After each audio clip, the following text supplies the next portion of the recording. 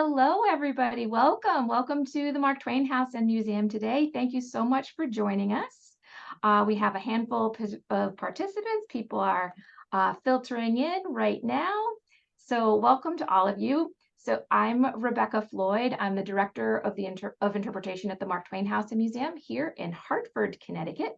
And Omar, if you've been to some of these Omar Acevedo is on vacation this week, and hopefully he's having a wonderful time. And thank you for joining us today for this conversation about the Great White Bard. And first, I want to thank our sponsors for all of our virtual programs are produced in part with support honoring the late Frank Lord. We are happy to honor his memory with these programs. And we are also incredibly grateful to the Wish You Well Foundation and Connecticut Public WNPR for supporting all of our virtual programs. Please consider supporting our museum by becoming a member. All members receive free admission to these author programs that are held online and at the House and Museum, and the year-round discounts for tours and in the cafe also apply to Mark Twain House members. Now on to our guests. And I would like to introduce to you Farah Karim-Cooper. She is the Director of Education at Shakespeare's Globe and a Professor of Literature and Shakespeare Studies at King's College London. She has been a trustee and later president of the Shakespeare Association of America. The holder of an Oxford University Torch Humanities Cultural Program Fellowship. She was a visiting fellow of Exeter College at Oxford from 2022 to 2023. She curated the Globe Theatre's Shakespeare and Race festivals and its Anti-Racist Shakespeare webinar series. She is a general co-editor of the Folger Shakespeare Editions and the author of several works on Shakespeare. So thank you for joining us, Farah. And our moderator today is Dr. David Sterling Brown. He's a Shakespeare and critical race studies scholar and lifelong Connecticut resident. He is a tenured associate professor of English at Trinity College right here in Connecticut, and he is the author of Shakespeare's White Others, coming this fall with the Cambridge University Press. So thank you both for joining us. Now, for all of those out there in our audience, we encourage you're welcome to have conversation in the chat. I will be posting some links in the chat for you to buy the Great White Bard. You can also, there's a Q&A spot at the bottom of your Zoom screen. And we encourage you, if you do have questions for our two scholars today, to please pop them in there and we will take audience questions at the end. And if you'd like to see captions, we will be captioning this. We'll have live captions, so you are welcome to see those if that helps. All right, and I think that's all we have. So I'll be putting the link to buy the book. Buying the book from the Mark Twain House and Museum both supports our authors today and is helps support the Mark Twain House and Museum. So thank you, and I will leave it to Farah and David. Thank you so much. And I will toggle off and I'll be back at the end. Thank you so much. Farah, can you hear me okay? I hear you. Thank you, Great. Rebecca. Yes, thanks, Rebecca. And thank you, Mark Twain House, for having us here today. I'm excited to jump into the Great White Bard and chat with you, Farah, about this. And so I guess to start, because I was actually having a conversation with my sister the other day and I mentioned the word bard and she's like, huh, what? And so I was wondering if you could unpack that title of the book for us and also just that word bard, which I know you talk about in the book, but for folks who don't know and understand. Sure. So bard is actually a word for a poet and is an ancient word, actually. So ancient Roman poets like Virgil and Homer would have been known as bards, and it's rooted in an oral tradition. So the word ends up being lifted into European during the medieval period and Renaissance period, thinking about poets. But it wasn't until the 18th century that Shakespeare is referred to as bard for the first time. And that happens because a famous actor at the time, David Garrick, decides to christen him the bard because England was looking for its own bard. Gotcha. And so in terms of thinking about the title, The Great White Bard, like putting all of that together, and of course, how to love Shakespeare while talking about race, how does that term sort of situate itself within the title? Sure. So, I mean, it kind of goes back to why I decided to write the book. And there were a couple of key moments. So I've been working at the Globe since 2004 as the resident scholar here, and putting on conferences and events and all sorts of public-facing discussions around Shakespeare. In about 2016, we hosted the World Shakespeare Congress, which is this gathering of about 800 Shakespeare scholars from all over the world. And they all kind of poured into the Globe. And I was really struck by how white it was. And it was supposed to be the World Shakespeare Congress. And there were a few scholars of color and scholars from different ethnic backgrounds dotted around. So it was overwhelmingly white. And I thought that kind of hit me. And then at the Shakespeare Association of America, there was a conference panel called The Color of Membership, which was about the marginalization, really, of scholars of color in the field of Shakespeare studies. And both of those moments really hit me, and I realized that the Globe needed to be doing more about having conversations about race, because, as you know, David, conversation about Shakespeare and race has been going on for decades in the academic circle. But publicly, nobody was really aware of this conversation. So it was really at that time that I really thought, well, I think I want to say something public about this. And I started digging into this work in more depth. And actually, it was when I started researching the 18th century that I realized what bard actually meant in the context of Shakespeare, and how he's perceived in the public domain, and how he's perceived, I suppose, in the theatrical domain as well. In that there is this sort of elite notion of this canonistic poet and literary genius that is associated with the word bard. But I saw it as many of our colleagues have pointed out, as a space for whiteness as well. So I really wanted to dig into the origins of that. And I saw that very much taking place in the 18th century.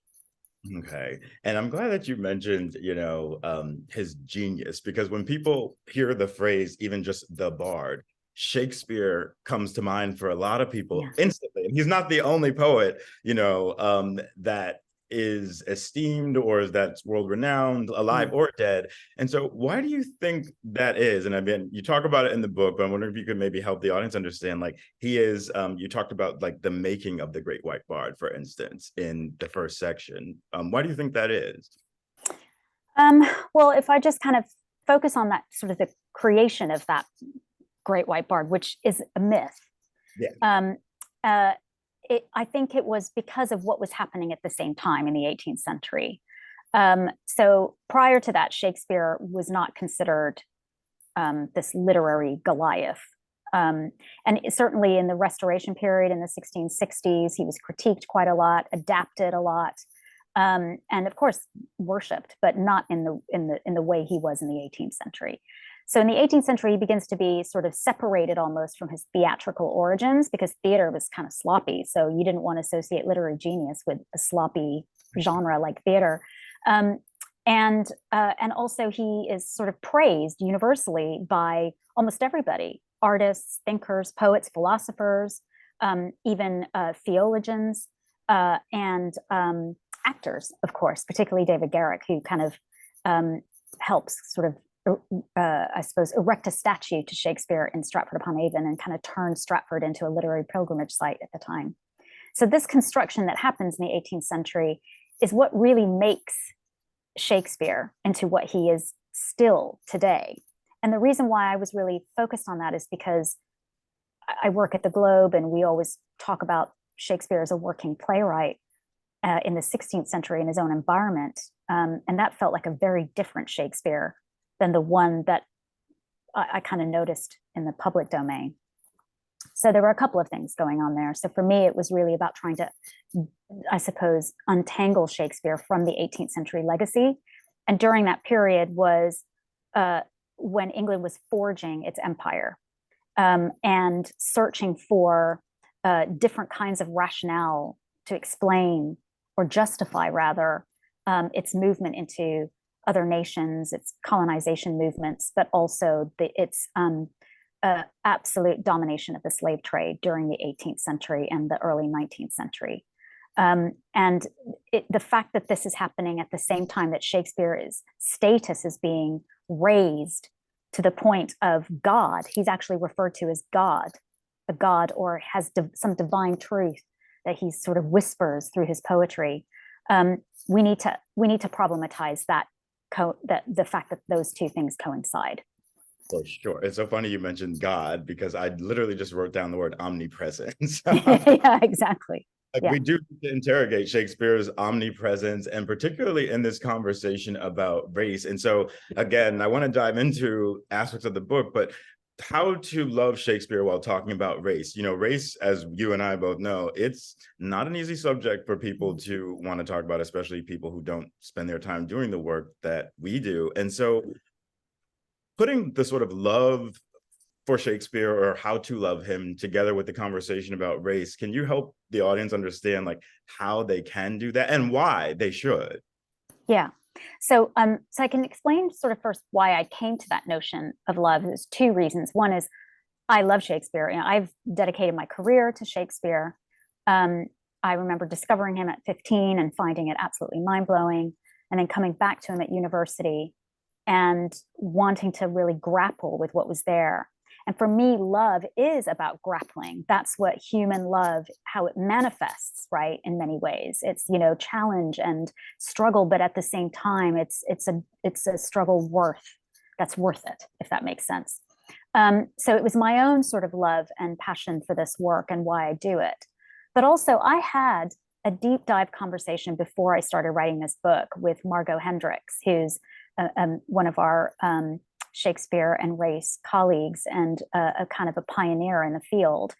And I said, if there's anything you want the general public to know about this world that we're in, what would it be? And she said, just make sure that they know we love him.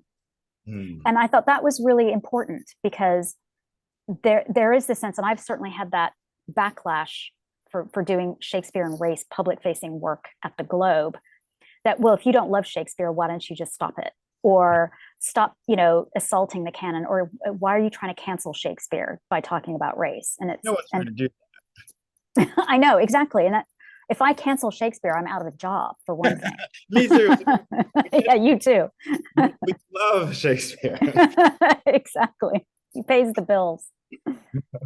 But no, and that's a very reductive way, and I think an easy out for people when, you know, someone of Shakespeare's stature, who is often worshipped or has this enduring quality, is sort of taken to task or critiqued. And as you say, you know, love involves a lot of things. It involves feelings that are good, feelings that challenge you, and that struggle. And so this was going to be a later question to ask, but since we're on this subject, I'll ask it now. In terms of thinking about struggle, because this is it's a big book, you know, how was it for you just as a writer getting through it? And also, were there any parts that were particularly challenging for you to get through as you were writing it?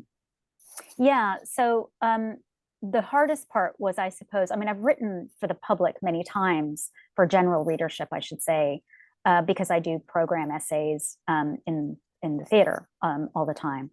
And I write blogs for different public websites. But I'd never written an entire book outside of an academic voice. And so the other books I've written have all been very, you know, theorized academic books with lots of jargon. I try to stay away from jargon generally. But so the major transition was to write in a way that was accessible, but that was able to communicate really complex ideas. It's not, you know, race is not a simplistic notion, and Shakespeare is not a simplistic concept or idea or writer. And so how to bring these two huge complex ideas together in a way that was going to be accessible, but also engaging. That was a really tough thing. And I had to draft and redraft a few times before I really got the hang of it. And what was really interesting about publishing in this way is that your editor is much more involved. I mean, David, you'll know, is that the editor of an academic book is just kind of leaves you to it in many ways and doesn't do sort of line by line editing. But I really did have a lot of support, sort of making sure that my points were understood. And it's also why I put plot summaries in it, because I was told, you shouldn't take for granted that everybody knows what these plays are about. Some people may have only read them once or seen it once, and so won't remember the plot. And so that another challenge was kind of doing a plot summary without making it sound too summative and reductive, but trying to find a way to weave the analysis together with the plot summary. And then I would say that the final challenge was trying to do this in a way that really spoke to my own work and my own research, which I have a long history of research into beauty and cosmetics and the body and theater and performance and theater history. So how to bring that all together with this sort of body of scholarship that pre-existed this book, that was another challenge, to do it in a way that was singularly me, but also that resonated with the collective of scholarship on this topic. So that was a challenge. I can imagine, because there's a lot, and folks don't know that, but the field has been around for decades. And so there's a lot of ground to cover, and you do cover the different aspects of it, especially the historical information that you provide in the text. I think is so useful for just readers who don't know anything about this conversation. When you were talking about plot summaries, so the plays that you touch on in the book, you've got Othello's in there, Antony, Cleopatra, etc. Can you talk about your selection process for those plays and just how they sort of fit into this conversation about the Great White Bard? Yeah, well, I think because, as you know, David, we spend a lot of time, and I'm sure when your book comes out, which I can't wait to read, you're going to find yourself answering these questions. We spend a lot of time trying to convince people that race is a viable, point of inquiry or space of inquiry when it comes to Shakespeare. And so Shakespeare's race plays, as you often refer to them, are so explicitly about that sort of subjectivity of being raced or being othered or racialized in a white dominant space, that I wanted to point to those first, so that you're making really clear, there's real clear, explicit examples of racialization, racism, anti-Semitism, abuse, enslavement. These things are here, and you can't deny its existence when you read it. And then I kind of began with this premise that race isn't a topic. It's not useful for us to think about it as a topic, because then you think, oh, I've talked about this, now we can move it aside. That in fact, it's a context. It's a set of conditions. It's a condition of being in many ways. It's a context in which these plays were written, and it's a context in which we talk about, write about, and perform them today. And so removing race, or as I refer to it as bracketing Shakespeare from race, is unproductive and untruthful. So that's why I then selected 2 tragedies and 2 comedies, because I wanted to talk a bit about the plays that are the most familiar to people, where they wouldn't necessarily have seen any contextual resonance of racial thinking or racial formation.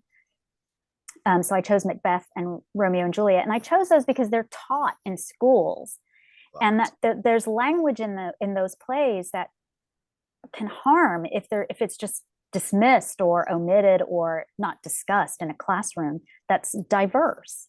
Yeah. And then I chose 2 comedies because not because I wanted people to see that comedies are, about race, but that actually when you have these moments of anti-Black racism or racist humor, you've got to look at that and think about what you might do with that as a teacher, as a director, as an acting company. So, and those plays are performed a lot. Yeah, and it's, I always talk to people about that. It's this thing that's in front of you. A lot of it's not registering, and the harm is being done. It's getting internalized. And I think that's why it's so important to talk about the kinds of plays that are represented in the work that you've got here. So in terms of thinking, because we could go with the Bard, or we could go with White Bard. You talk about the decision there to sort of, and I'm using this term loosely, to sort of out Shakespeare's whiteness in the title. Because he is white. You and I know that. Everybody knows that. But whiteness is often treated as invisible, and your title makes it visible. And so can you talk about that decision? Yeah, I mean, I went with that title because, and I chose it because obviously it reminds me of a shark, right? So it's something that, if you're swimming in this water innocently and then something comes up and grabs you. And that's how it's felt in those sort of moments in my career of revelation where I felt excluded or gatekept, or where I wanted to talk about, like in my PhD thesis, I wanted to talk about race and I was explicitly told it was unproductive. And so it felt like those moments that the great white bard was rearing its head. I also, having worked at the Globe for many years, which of course I've stayed here for many years because it's a glorious place, but it's also really framed through a white lens. There's a real sense of, the universality of Shakespeare and the nostalgia around Shakespeare. All of that is linked to his whiteness and to and it's not just his as a human being, he was a white man, but it's about the way in which he's been read and framed since the 18th century. And that to me is where the real sense of whiteness comes from, not from his racial identity. Okay, where I think I'm like, are you reading my notes? I'm like, you have another word that you just hit on that I was like, I want to talk about that too. I have so many things I want to talk about. But nostalgia, there's so much nostalgia for Shakespeare. We see it on the stage, we see it in movies, we see it in the classroom, we see it in some of the ways that people write about Shakespeare. And with that nostalgia, I think there comes this sort of evasion of critiquing him. I have a section in the book on nostalgia.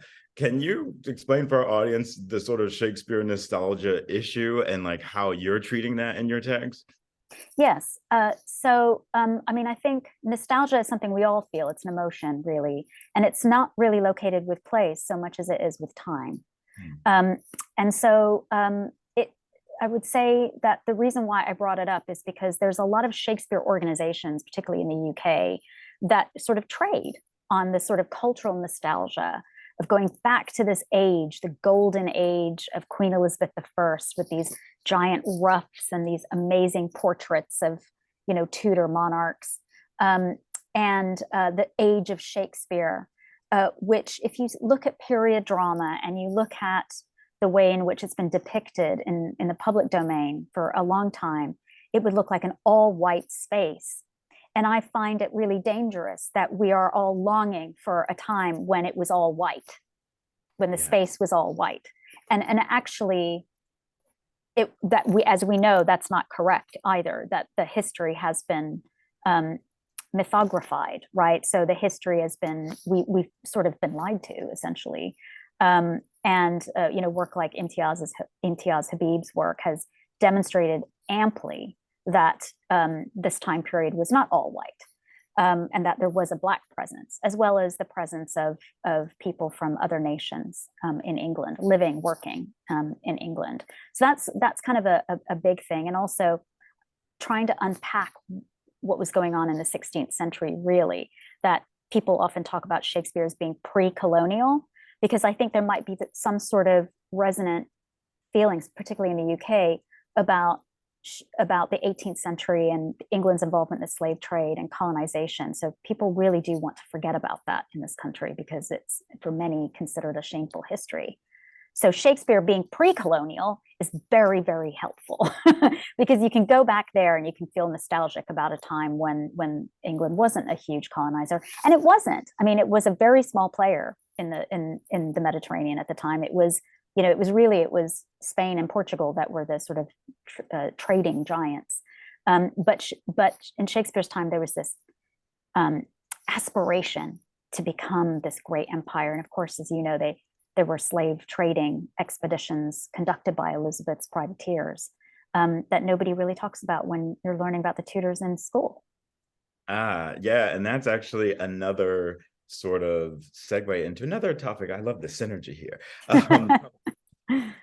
because I had the opportunity to interview you for the Shakespeare Bulletin piece, and there was this sort of UK US contrast that we were doing in that piece, you and Ayanna Thompson. So can you, because I've even had conversations with people from the UK, and they tell me that like there's a lot they're not taught. So how does this book, I don't even know how to frame this question because it's a new question, but I'm curious about how this book, or how you think it resonates maybe differently in a US perspective versus a UK perspective.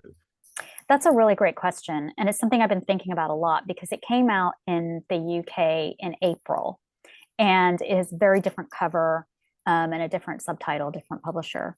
And the way it landed was sort of uncertain. I think I got a great review in The Guardian, and certainly individuals who've talked to me about it are really excited about it. And I remember feeling quite hurt by this sort of lack of attention that it got in the UK. And I think what I've realized since is that there's a sense of ownership of Shakespeare in the UK that you don't really have in the US, because Shakespeare was imported into the US. So, and also, as Ayanna and I have talked about at length, that the US is about 25 years ahead in terms of the conversation about race. And that is absolutely true in the academic world as well, as you know.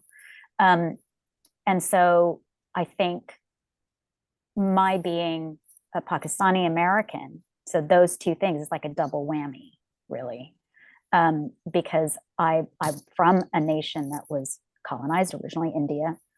And so it's not that I have hangups about that. In fact, I never really thought about it until I incurred some racial abuse one day in London. But I think it problematizes, because I'm problematizing Shakespeare and the way he's been received in England, or constructed in England in the 18th century, that the English readership is maybe less excited about this. And of course, in America, Americans don't mind if other Americans talk about Shakespeare. Why would they? You know what I mean? So I think it's like, I'm American, I'm Pakistani, like which one is it? I don't know, probably both. Gotcha. And I hear you on that, because for those folks who, especially in the UK, it's probably this work and the work that we do in your book, it's disruptive to pretty much everything they've been taught or known or believed. And that's hard. But I think one of the things that I've learned as I've been growing up, we have to unlearn things.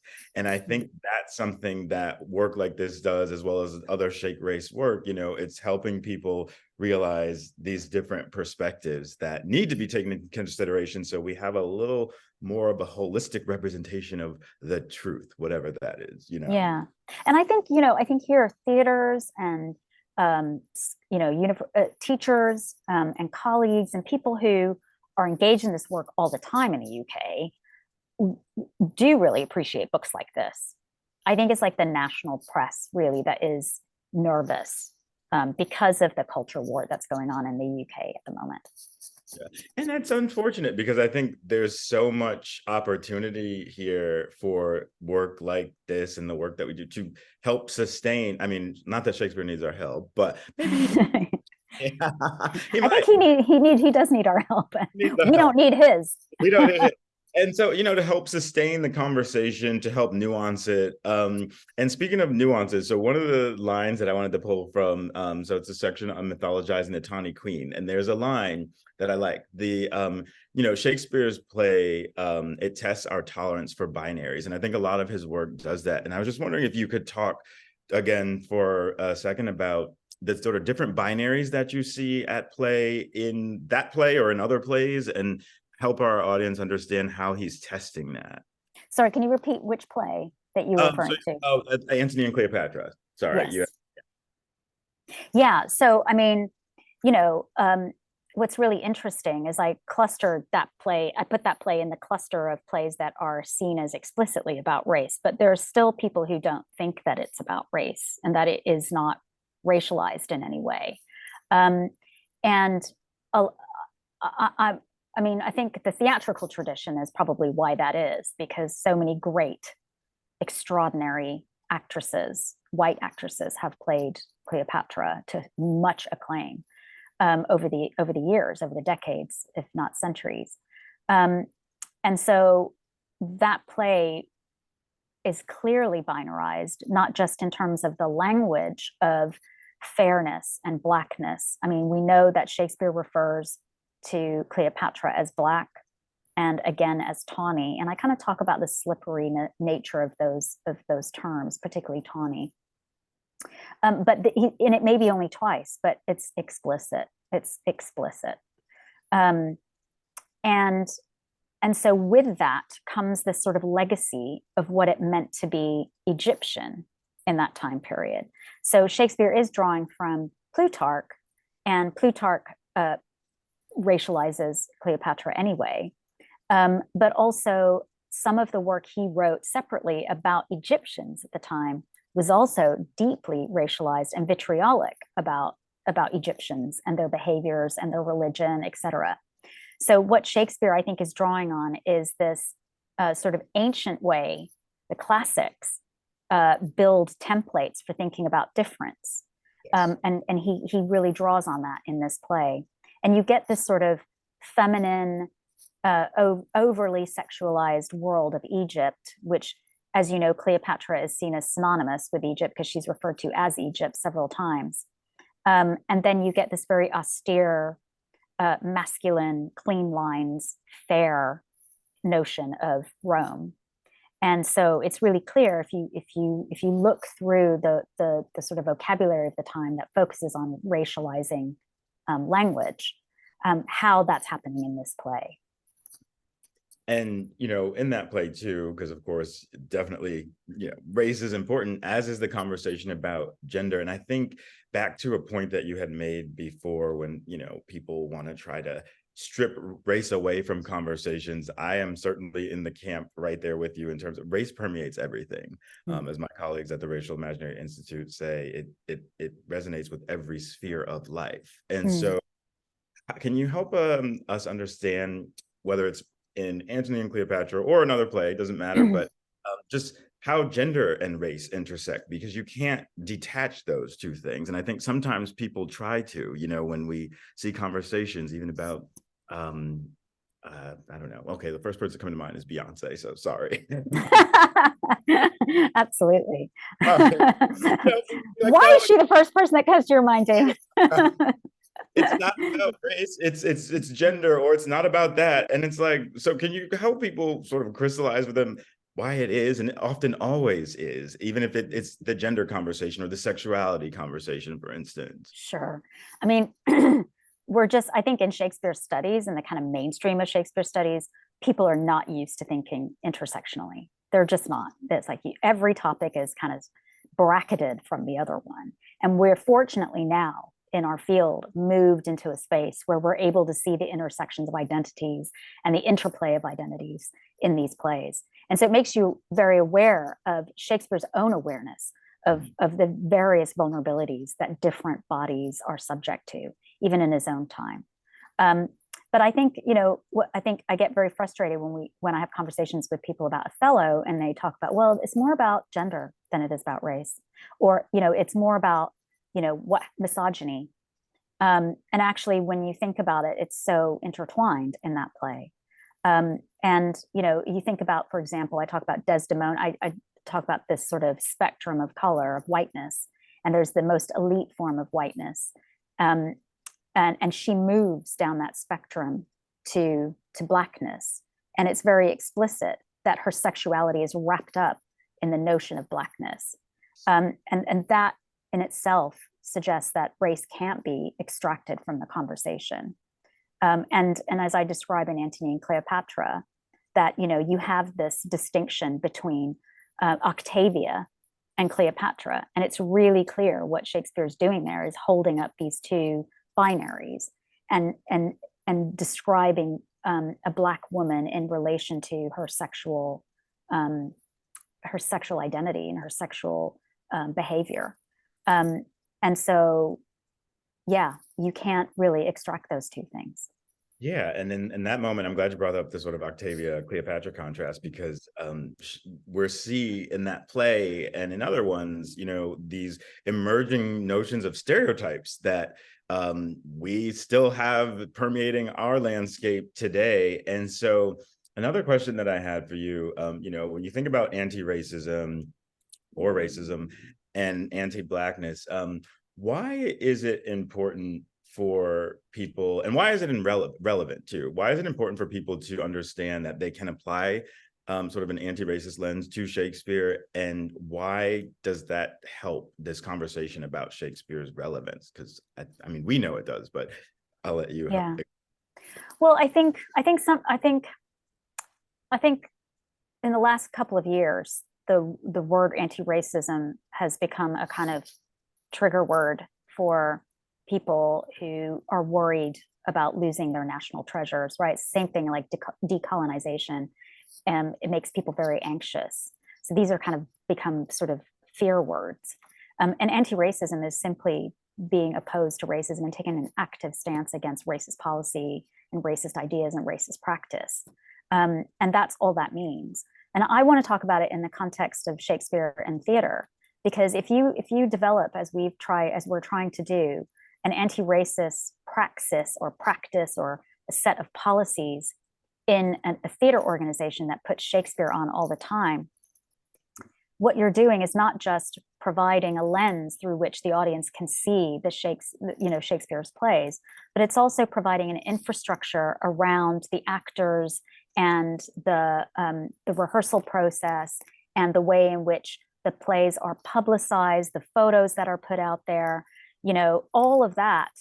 If anti-racism becomes part of the infrastructure of an organization, then a theater organization specifically, then you can see very clearly how Shakespeare can be really accessible for as many people as possible.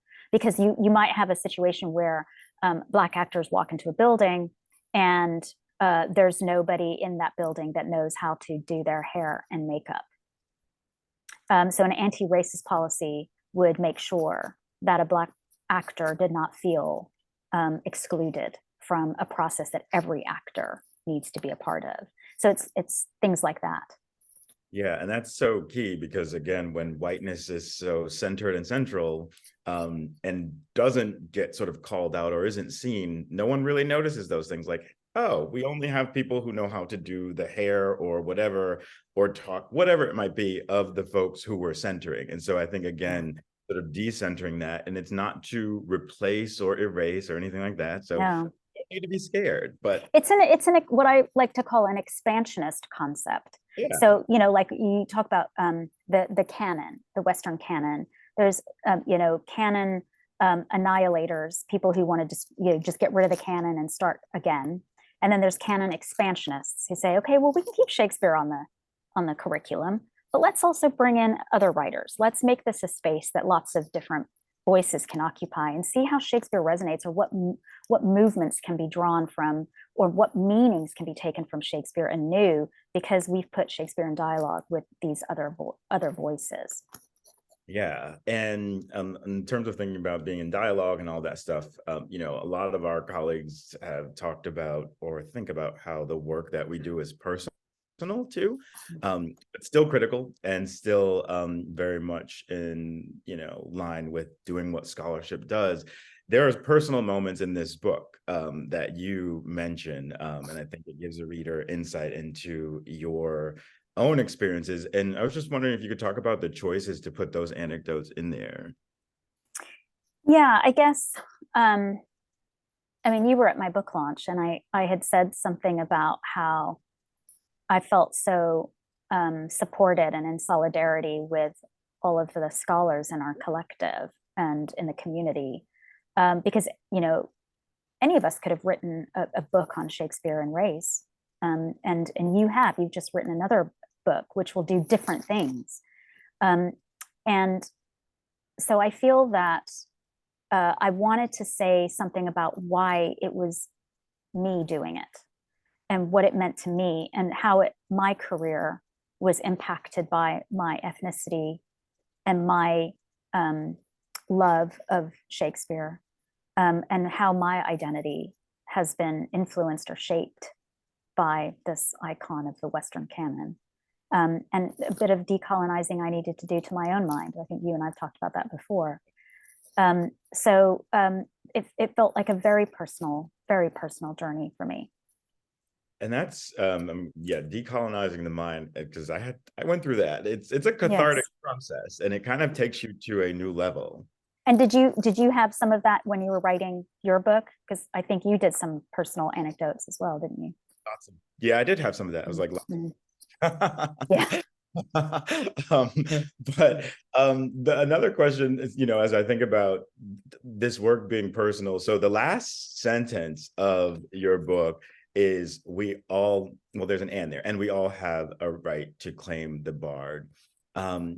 What do you mean by that, and why? And especially for people who, because I'm somebody who grew up not, I was afraid of Shakespeare.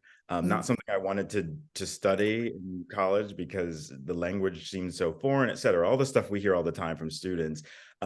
How can, and even folks who maybe aren't in college or adults that want to get into Shakespeare, how can they find their way into claiming the bard? That's a really great question. I think claiming means writing into the plays, if you're a dramaturg or a playwright. It means directing the play how you'd like. It means casting it how you want. It means teaching it in ways that feel productive for your classroom context and environment and city. It means seeing these texts as fluid and that they don't belong to one group. And that's the problem, is that it's seen as belonging to one demographic, really. And I felt that so acutely in the UK, that somehow Shakespeare's on loan to me. That was written in a letter that I got when I launched the Anti-Racist Shakespeare webinars. I was told, hang on, you're a custodian of these plays. And that was the word that was used. And I was like, yeah. And I found that really troubling. And likewise, Adjoa Andoh, who almost has the last word in my book, really, she came to the Globe with this amazing idea to do an all women of color Richard II. And Richard II is very much a play about Englishness and English history and English identity. And she takes this amazing photo of herself. Well, one of the photos taken of her at a publicity shot for the production was in front of a St. George's flag, which is the flag of England. And that flag has real resonance in this country. For example, as a Pakistani living in England, fear that flag because it is used often by neo-Nazis and people that go into places and beat up Pakistanis. And so she wanted to reclaim that flag.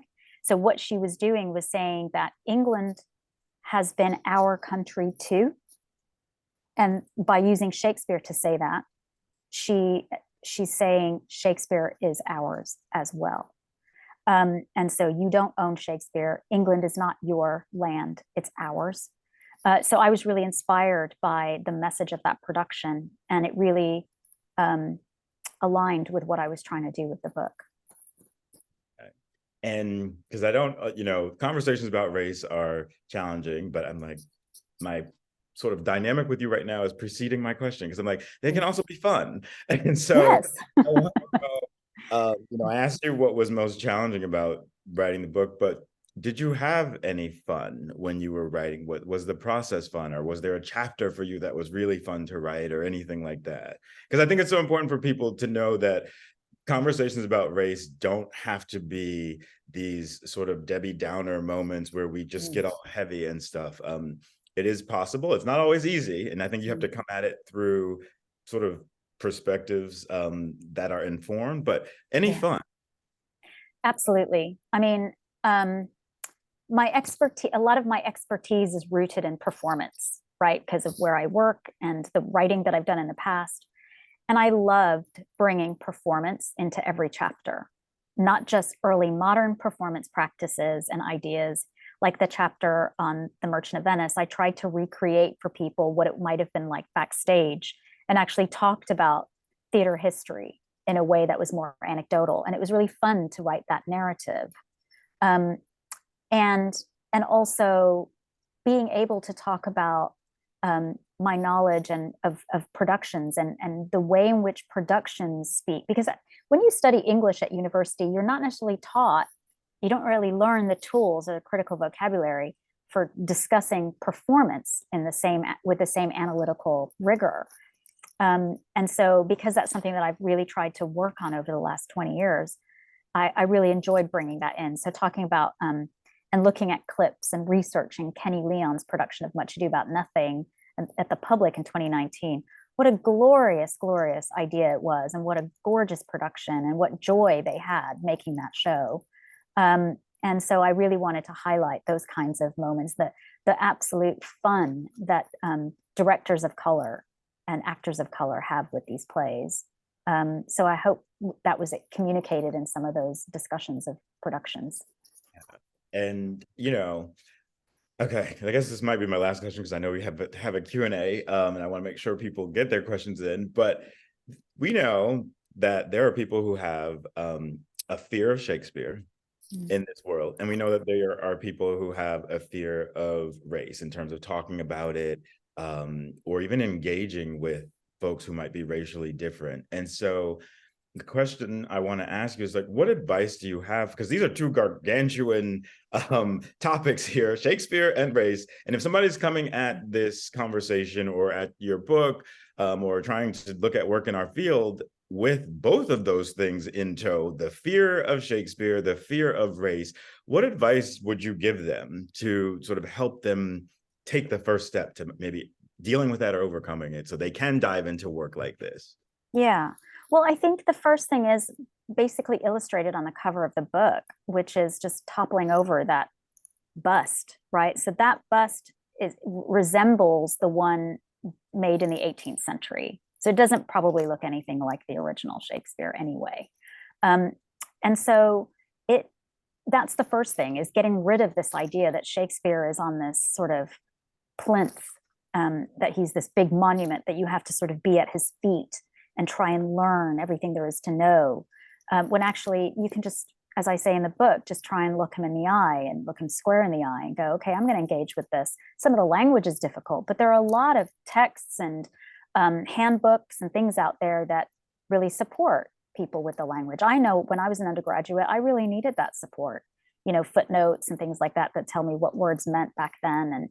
And now there's a lot of translations into modern English that I know a lot of schools use.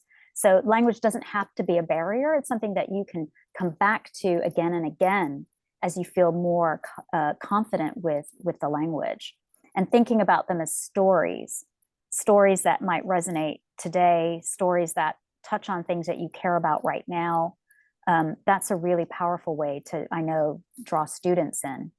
I remember years and years and years ago, I was working in this school in California as a student teacher, and I was working with a group of really disadvantaged students, and I had to teach them Romeo and Juliet, and I'm like, oh my God, they're just not going to care. And it was like trying to find ways to get them to think about it. And I saw this one kid who used to be in a gang, and he was an artist, and he loved making banners. And I remember asking him to think about like what the Montague's banner might look like. And he spent a lot of time making this Montague banner, and it was just gorgeous and beautiful. And that was just like a tiny moment when I was very young, much younger. So I know that there's really exciting ways into these plays. And so take him down from the plinth and think about him as your contemporary is the first thing. With race, I mean, I'd want to ask you the same question. What would you tell somebody about how to be comfortable with talking about race? For me, it's not about comfort. It's about sort of, okay, there are going to be times you're not going to feel comfortable about this, but just hang in there, because discomfort is actually a sensation you have as you progress to knowledge and truth. You can't find truth without any discomfort. And literature of the ages has taught us that. So actually, if you want to get at the truth about something, you need to be comfortable with being uncomfortable. from time to time. And that's different from being harmed, right? Right. Yes, absolutely. Wait, and did you want me to answer Yeah, that? I want you to tell me, like, what would you say to somebody? So for me, I come at it honestly when I think about the world that we live in and how whiteness dominates, pretty much again every facet. It's in our laws, et cetera. For me, it comes from a place of survival. And also in my book, I talk about productive discomfort. So like we're right on the same wavelength there. That's what I do in my classroom, right, with students. We're not always going to be comfortable, and if we keep these notions of I need to be in a safe space, safe for who? Safe how? It's impossible to know everyone's experiences that get them to a place, because race affects everything. And also in some ways Shakespeare he affects a lot. I won't say everything, but he's in the subway, he's on people's top, like he's everywhere. Totally. Yeah, I love that. I love the idea of productive discomfort. Oh, thanks. Yeah. And I would say too, because when you were talking about language as a way for people to get into this, I love that you said that, because Shakespeare is not easy reading. It's definitely not, but it's a way to sharpen your skills and critical thinking skills. I think of like going to the, I don't know, literary gym. Build your muscles, people. Yes. Yeah, exactly. It is a really great sort of mental gym, isn't it? Yeah. Yeah. So I don't know if Rebecca there you are. Okay. She's like, I know. Sorry, we're having too much fun. I'm here. And what a spectacular conversation. And the one of the things I thank you both for this time today. One of the things I found myself thinking as I was listening to you talk is how much the conversation you're having parallels conversations we have right here at the Mark Twain House. And you're early on talking about the nostalgia and how how very dangerous that can be, when we're talking. And for those of you out there in the audience who may not know how important Shakespeare's writing was to Mark Twain, he's heavily influenced. Shakespeare makes a lot of appearances in Mark Twain's fiction, but also that conversation about race and taking this, significant figure of American literature and taking him down and really looking at the language that he's using and what he's doing and what he's saying. And it can be, hopefully, what you say is productive yet uncomfortable. Yeah. So thank you so much for having this conversation with us today. Thank you. But we do have a few questions, and hopefully, folks, you can certainly be welcome to add some more in. And this is coming from Amelia Young.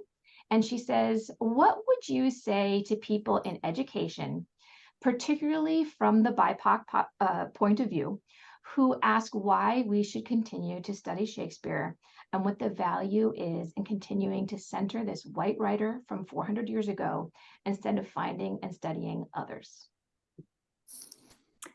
Well, I would love for David to take a shot at that one too.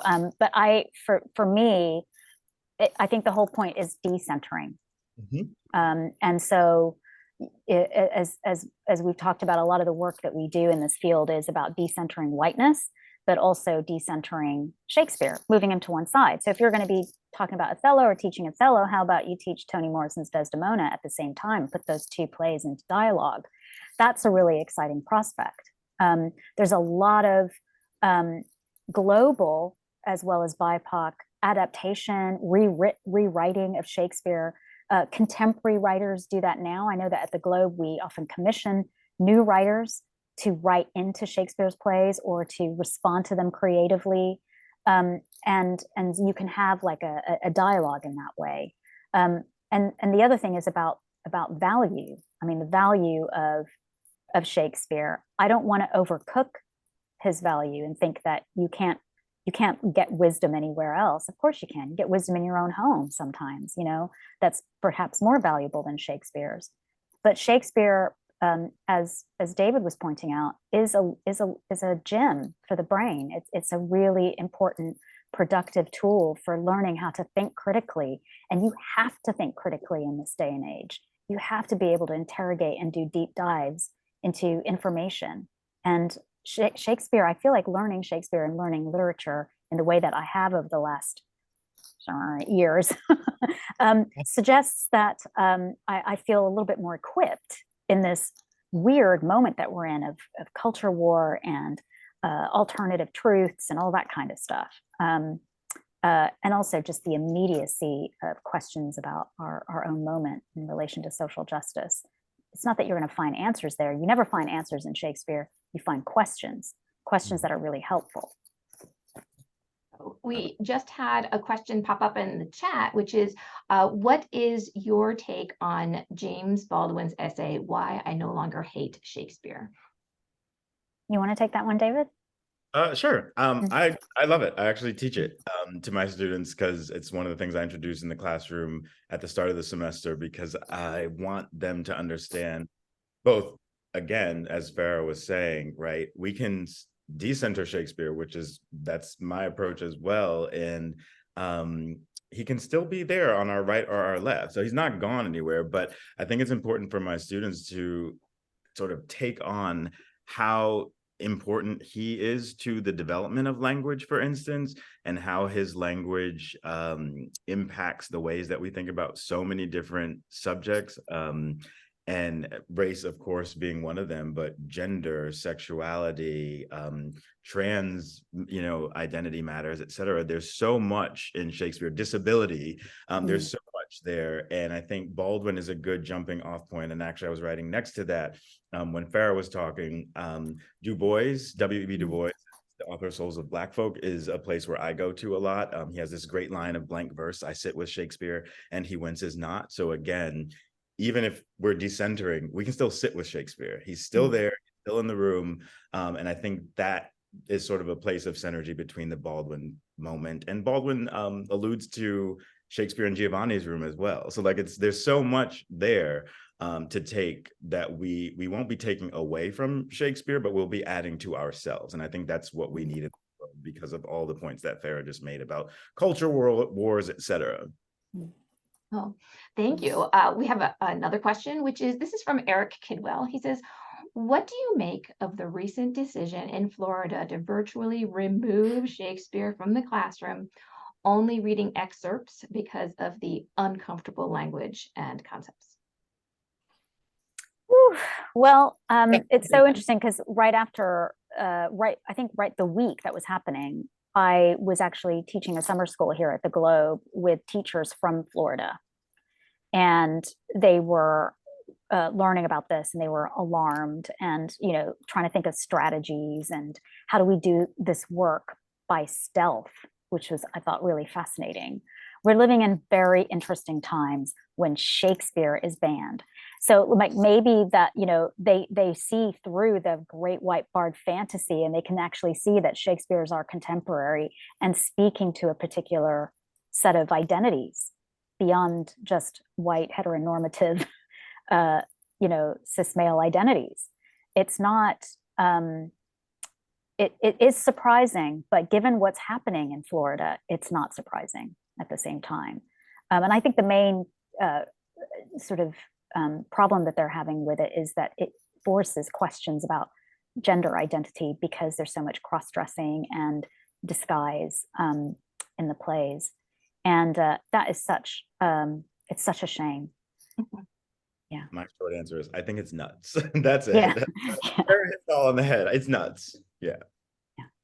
And the next question is from Dennis Jakila. Hope I am pronouncing that correctly. And in relation to colonialism, can you comment on The Tempest and the depiction of Caliban? Sure. So there's a really rich history of post-colonial readings and performance of The Tempest. And I wrote about in the book that back in the 1980s, there was a production in the UK which really did a deep dive post-colonial interpretation of The Tempest. And theater critics at the time were saying, how can you impose an imperial view on The Tempest? It's, it was a very sort of angry response to that production because nobody'd really seen that play before, interpreted that way. And to this day, we still have people, how is this a colonial play? And I think it is really difficult not to see the idea of the white settler in Prospero. But the reason why he's been interpreted so differently is because often that part is, I suppose, glorified in many ways. It's seen as Shakespeare's farewell to the stage, which is also a myth because it wasn't the last thing he wrote. And it's also a play, it's also a role that's often, your favorite actor is cast in that role. It's Patrick Stewart, or it's Christopher Plummer, or it's some really wonderful actor that's usually at a certain age that everybody loves and admires. So they're able to go on this journey with Prospero, and actually it almost replicates the kind of colonial moment in the fact that the white settler movement was able to convince people that this was the right thing to do. And so it's really hard now, hopefully it will be hard after you read this book, to not see a sort of post-colonial allegory in that play. Oh, so we are just about out of time, and we did have one question, but I think you tackled this from Scott Bartleson, who asked about specific Shakespeare productions that where you thought they had explored race in a unique way, and what you think and what worked. And I think you talked about that a little bit. Do you want to add a little bit before we have to say goodbye? I mean, there's so many, and especially now, I think you're getting really progressive, really exciting Shakespeare. So keep an eye out for them. Kenny Leon's a really brilliant director. In this country, Ola Ince is a fabulous director. She's going to be directing Othello for us in the winter season, which I think, David, you're going to be talking about over here. I will say that, productions of Merchant of Venice are always a bit tricky. I managed to see a fantastic one in the Sam Wanamaker Playhouse here, which basically got rid of the last act. So the last act is the problematic. It's the one that makes everything seem so innocuous and fun, when actually that's not a fun play. And can I just put a plug in for the Sam Wanamaker Playhouse? If people ever get over to London, the Globe, please try to see a production in that space. It's gorgeous. Thank you. Thanks, but I didn't even ask him to do that. There was one more question in there, but I'll email it to you and see if we can get an answer that can go into the chat, so folks can get it later on. And thank you, Dr. Karim-Cooper, for your time today. Thank you, Dr. Sterling, and hopefully we will see you again when your book comes out. We would love to continue that conversation with you. And I thank you both so much for your time today. Thank you. Thank you so much. Thank you, David, and thanks for having me. All right. Thank you, Take everybody. care, We're everyone. signing off. Bye. Bye-bye.